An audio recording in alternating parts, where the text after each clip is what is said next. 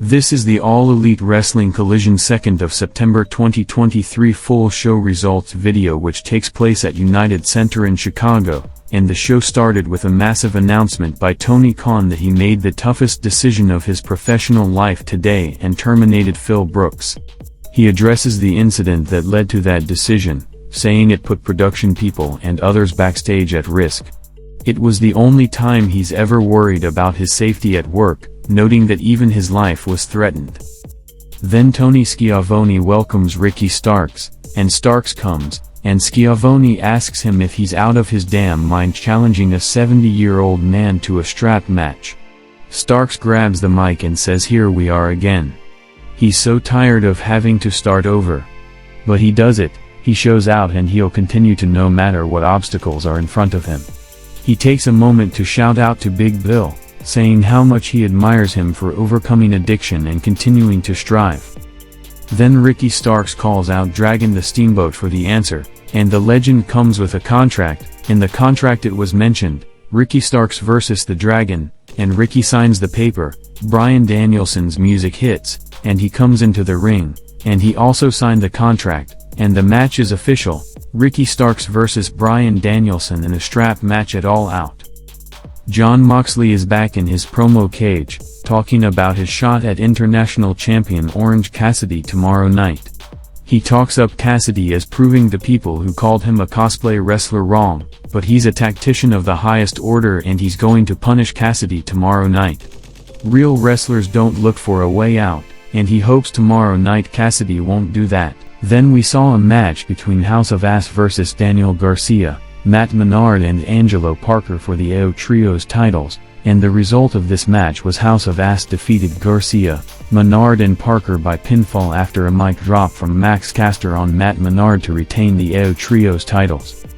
The next match happened between Aussie Open versus Nick Wayne and Commander, and the result of this match was Aussie Open defeated Nick Wayne and Commander by pinfall after Coriolis on Wayne. Tony Schiavone back in the ring with a mic. He puts over young Nick's bright future despite this disappointing outcome. Wayne says what's really disappointing to him is that Darby Allin forgave our Fox for what he did to him. Darby is out to talk about their history. He first saw Nick as an 8-year-old, and he was there when Allin had a falling out with this dad buddy. Buddy died before he had a chance to make peace with him, and Darby has to live with that. He doesn't want to repeat that with Fox, and asks Nick to find it in his heart to forgive him.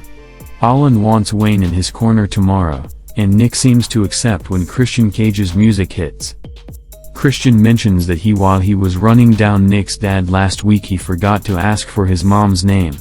His advice to Nick is to bring a towel tomorrow night, but his monster is going to destroy Darby, and he means they, will remain the faces of TNT. Lexi Nair is interviewing new women's champion Saraya and Ruby Soho backstage, and Nair wants to know about the dissension in the Outcasts, but the champ calls that mean girl behavior. She should focus on her, and winning her title in front of her country people, but now they're stuck back in America and she can smell Chicago's breath from here.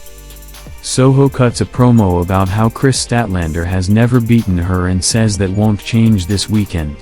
She's not worried about Toni Storm, although she did just see her outside throwing shoes at birds.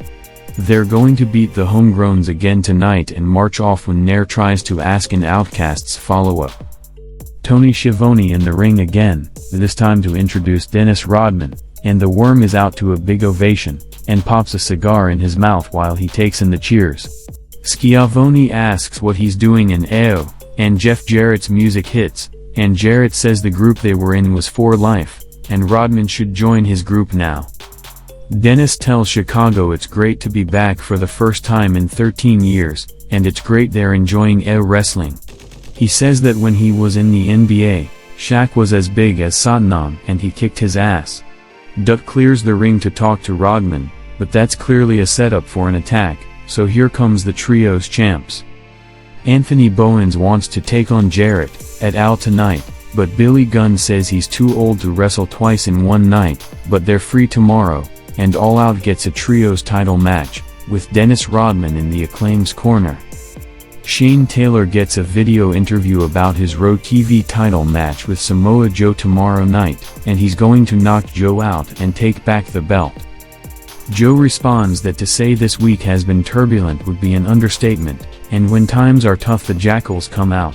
He understands that tomorrow will be big for Taylor, and he hopes to win back the Ring of Honor TV title, but Shane is going to wish Joe would stop hitting him, and regret putting Joe's name in his mouth. Come all out, he'll be the man standing over Shane Taylor.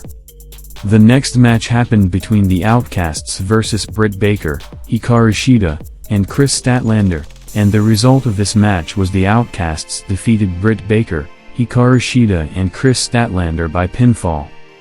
The next match happened between Powerhouse Hobbs versus GPA, and the result of this match was Powerhouse Hobbs defeated GPA by pinfall. Miro is out and they waste no time getting physical, and brawling to the outside. Miro sends Powerhouse over the barricade, and Hobbs bounces. In the main event of the show, we saw a match between Dax Harwood versus Jay White, and the result of this match was Jay White defeated Dax Harwood by pinfall after Blade Runner. The Bang Bang Gang corners Wheeler as he checks on his partner, and the Young Bucks are here to make the save. They chase off the Bullet Club quartet as some boos and a Punk chant break out. They offer their hands, but FDR returns the favor from Wembley and leave without accepting, and the show goes off the air.